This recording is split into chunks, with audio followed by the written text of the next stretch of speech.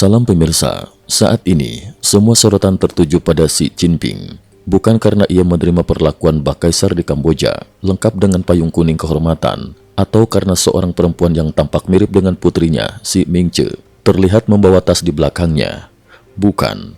Alasan sebenarnya adalah karena serangkaian kesalahan besar yang dilakukannya di masa lalu kini terbongkar habis-habisan, dan ia sedang kepanasan karena ulahnya sendiri. Yang paling menyulut perhatian adalah fakta bahwa dua tokoh yang kini paling sulit dihadapi di panggung dunia, Donald Trump dan Presiden Ukraina Volodymyr Zelensky, secara bersamaan menyalakan api ke arah Xi. Sementara dunia fokus pada perang dagang AS-Tiongkok yang kian memanas, banyak yang mulai melupakan negosiasi damai Rusia-Ukraina. Namun kini, dua pengumuman besar dari pemerintahan Trump seolah membuka babak baru dari drama global ini. Pengakuan resmi, COVID-19 berasal dari laboratorium di Tiongkok. Pemerintah AS melalui situs resmi Gedung Putih yang baru diperbarui untuk pertama kalinya secara terang-terangan menyatakan bahwa COVID-19 atau yang juga disebut virus komunis Tiongkok berasal dari kebocoran laboratorium di Tiongkok. Ini bukan sekedar spekulasi, tapi kini menjadi narasi resmi. Situs tersebut secara tegas membantah makalah ilmiah yang sempat dipopulerkan oleh Dr. Fauci digunakan untuk mendiskreditkan teori kebocoran laboratorium. Situs itu bahkan menyebut makalah tersebut sebagai kebohongan yang dirancang untuk menutupi kebenaran. Ada 5 poin penting yang disampaikan. 1. Virus ini memiliki karakteristik biologis yang tidak ditemukan di alam. 2. Semua kasus COVID-19 berasal dari satu insiden infeksi manusia, berbeda dengan wabah zoonosis lain yang biasa terjadi. 3. Laboratorium Virologi Wuhan adalah pusat penelitian SARS paling canggih di Tiongkok, namun pernah melakukan riset gain of function tanpa prosedur keamanan biologis yang memadai. 4. Beberapa peneliti di laboratorium tersebut menunjukkan gejala mirip COVID-19 bahkan sebelum virus terdeteksi di pasar seafood Wuhan. 5. Jika virus ini memang berasal dari alam, seharusnya sudah ada bukti ilmiah yang muncul, namun tidak ada. Intinya, bukti genetik menunjukkan bahwa virus ini tidak mungkin berevolusi secara alami.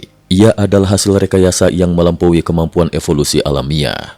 Xi Jinping pun secara tidak langsung terlibat, karena ia sendiri yang mengklaim bertanggung jawab penuh atas penanganan pandemi.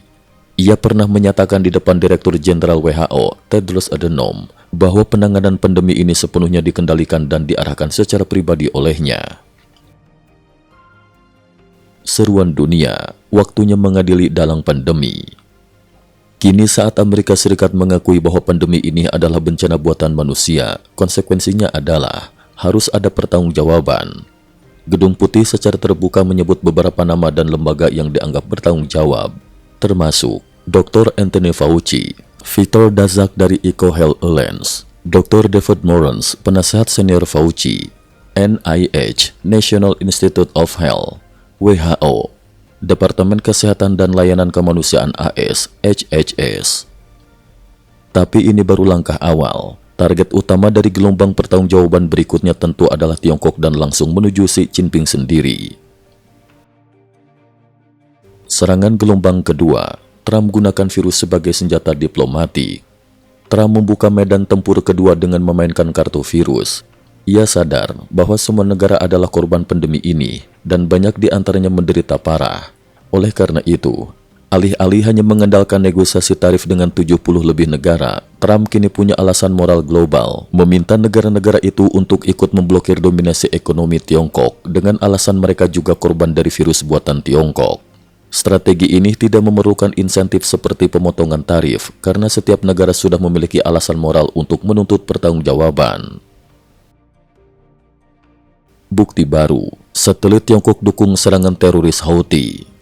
Baru-baru ini, Financial Times melaporkan bahwa perusahaan teknologi satelit Tiongkok, Changguang Satellite Technology, memberikan citra satelit kepada kelompok Houthi di Yaman yang disokong Iran untuk menyerang kapal AS dan internasional di Laut Merah. Awalnya dianggap sekedar bocoran anonim, namun kemudian dikonfirmasi secara resmi oleh juru bicara Departemen Luar Negeri AS. Mereka menyebut, perusahaan tersebut secara langsung mendukung aksi teroris terhadap kepentingan Amerika. Ini adalah bentuk agresi tidak langsung dari Beijing.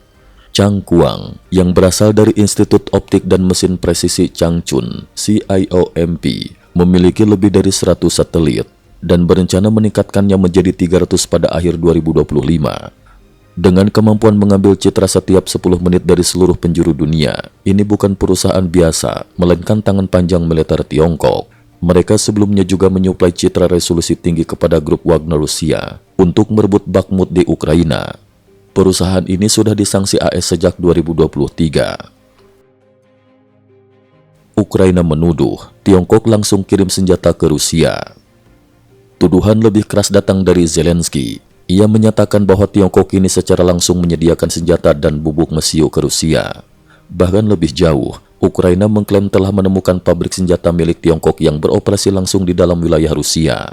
Zelensky tidak hanya menyebut Tiongkok secara umum, melainkan langsung menyebut Xi Jinping, tokoh yang sebelumnya pernah berjanji di hadapannya bahwa Tiongkok tidak akan membantu militer Rusia.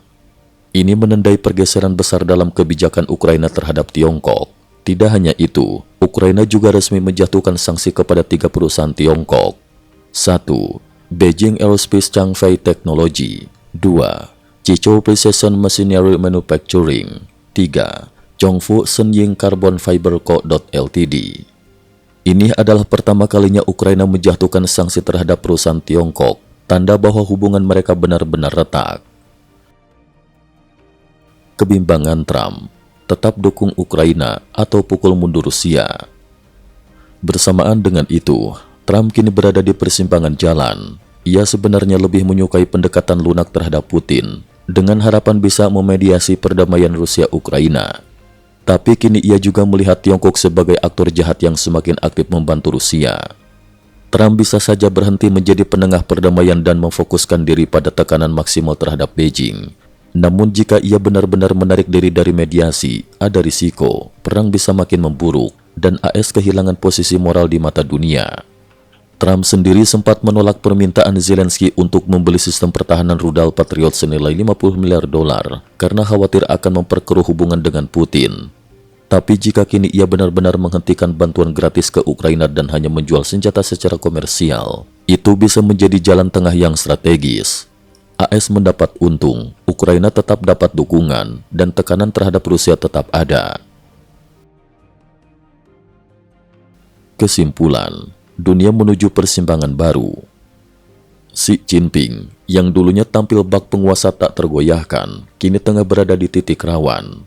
Skandal virus, dukungan senjata ke Rusia, keterlibatan di Timur Tengah melalui satelit, hingga kehilangan kepercayaan dan negara-negara seperti Ukraina, semuanya membentuk badai yang tak lagi bisa ia hindari. Trump, di sisi lain, memainkan catur geopolitik yang lebih tajam.